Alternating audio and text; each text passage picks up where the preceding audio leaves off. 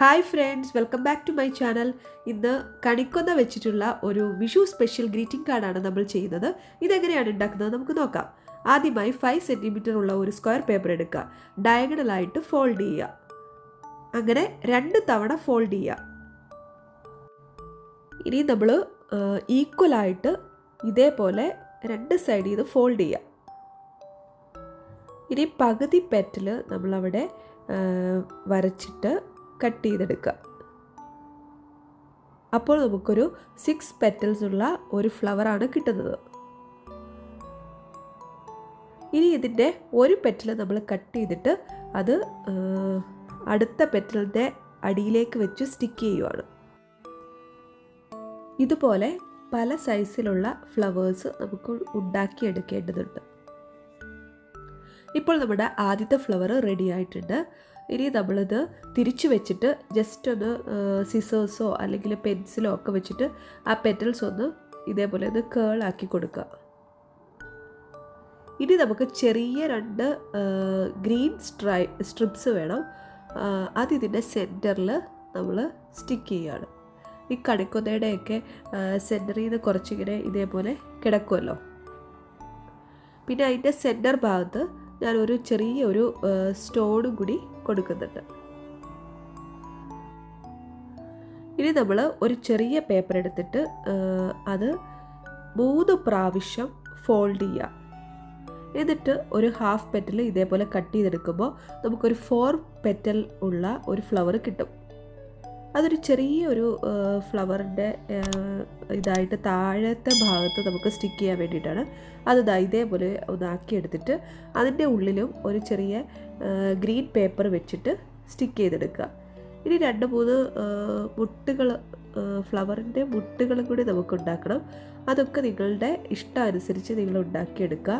ഇത് നമ്മൾ ഫ്ലവറിൻ്റെ ബാക്കിൽ വെക്കാനുള്ള ആ ഒരു പോർഷനാണ്. ഗ്രീൻ കളറിൽ നമ്മൾ ഇതേപോലെ ഉണ്ടാക്കിയെടുക്കുന്നുണ്ട്. ഇനി കുറച്ച് ലീവ്സ് ഉണ്ടാക്കണം. എന്നിട്ട് അതെല്ലാം നിങ്ങളുടെ ഇഷ്ടം പോലെ നിങ്ങൾ സെറ്റ് ചെയ്തെടുക്കുക. ഞാനിപ്പോൾ ഇങ്ങനെയൊക്കെയാണ് ഇത് ഉണ്ടാക്കിയെടുത്തിട്ടുള്ളത്. ഇത് ഇതേപോലെ തന്നെ കട്ട് ചെയ്തിട്ട് സ്റ്റിക്ക് ചെയ്യുക. അത് ഫ്ലവറിൻ്റെ ബാക്കിൽ നമുക്ക് സ്റ്റിക്ക് ചെയ്യാനുള്ളതാണ്. ഇത് തന്നെ നമുക്ക് വേണമെങ്കിൽ ബോട്ടിൽ ആർട്ടായിട്ടോ അല്ലെങ്കിൽ മറ്റെന്തെങ്കിലും രീതിയിൽ വേണമെങ്കിൽ നമുക്ക് ചെയ്തെടുക്കാവുന്നതാണ്. കഴിഞ്ഞ വർഷം ഞാനൊരു കണിക്കൊന്ന ഫ്ലവർ ഉണ്ടാക്കുന്നതിൻ്റെ വീഡിയോ ഇട്ടിട്ടുണ്ടായിരുന്നു. നിങ്ങളത് കണ്ടിട്ടില്ലെങ്കിൽ അത് കാണാനും മറക്കരുത്. എളുപ്പത്തിൽ എങ്ങനെയാണ് കണിക്കൊന്ന ഫ്ലവേഴ്സ് നമുക്ക് ഉണ്ടാക്കിയെടുക്കുക. അത് ക്രേപ്പ് പേപ്പർ വെച്ചിട്ടാണ് ചെയ്തിട്ടുള്ളത്. ഇത് നമ്മുടെ സാധാരണ A4 കളർ പേപ്പർ വെച്ചിട്ടാണ് ചെയ്തിട്ടുള്ളത്. ഇതേപോലെ ലീവ്സും ഇവിടെ റെഡിയാക്കി എടുക്കുക. ഇനി ഇത് അതിൻ്റെ ഏറ്റവും ലാസ്റ്റ് പോർഷനിൽ വെക്കാനുള്ള കുറച്ച് മുട്ടുകൾ പോലെ ഉണ്ടാക്കിയെടുക്കുകയാണ്. അത് ഇതേപോലെ കുറച്ച് ചുരുട്ടിയെടുക്കുക. ഇത് സാധാരണ പേപ്പർ ആയതുകൊണ്ട് അത് കുറച്ചൊരു ടഫായിട്ട് തോന്നും. ക്രേപ്പ് പേപ്പറൊക്കെ ആണെങ്കിൽ കുറച്ചുകൂടെ എളുപ്പത്തിൽ നമുക്ക് ഉണ്ടാക്കിയെടുക്കാം. ഞാനിതിപ്പോൾ എല്ലാവർക്കും ചെയ്യാൻ വേണ്ടിയിട്ടുള്ള ഒരു കാർഡായതുകൊണ്ടാണ് ഈ പേപ്പർ തന്നെ യൂസ് ചെയ്ത് ഉണ്ടാക്കുന്നത്. അപ്പോൾ അതേപോലെ അത് സ്റ്റിക്ക് ചെയ്ത് എടുക്കുക. ഇനി ഇതെല്ലാം കൂടി നമുക്ക് നമ്മുടെ കാർഡിൻ്റെ ഫ്രണ്ടിൽ സ്റ്റിക്ക് ചെയ്ത് അതൊരു ഗ്രീറ്റിംഗ് കാർഡാക്കി മാറ്റാം. അപ്പോൾ ഇതിനായിട്ട് ഞാൻ ഫ്രണ്ടിൽ സ്റ്റിക്ക് ചെയ്യാനുള്ള പേപ്പർ കുറച്ച് ഭംഗിയാക്കാൻ വേണ്ടിയിട്ടാണ് ഇങ്ങനെ ഒരു വേവി സിസേഴ്സ് വെച്ചിട്ട് കട്ട് ചെയ്തെടുത്തിട്ടുണ്ട്. അപ്പോൾ അത് കാർഡിൻ്റെ ഫ്രണ്ടിൽ സ്റ്റിക്ക് ചെയ്ത് കൊടുത്തു. ഇനി നമ്മുടെ ഫ്ലവേഴ്സൊക്കെ അതേപോലെ ആദ്യം ഒന്ന് അറേഞ്ച് ചെയ്ത് ഞാൻ നോക്കി. ഇനി ഞാനത് സ്റ്റിക്ക് ചെയ്യുവാണ്.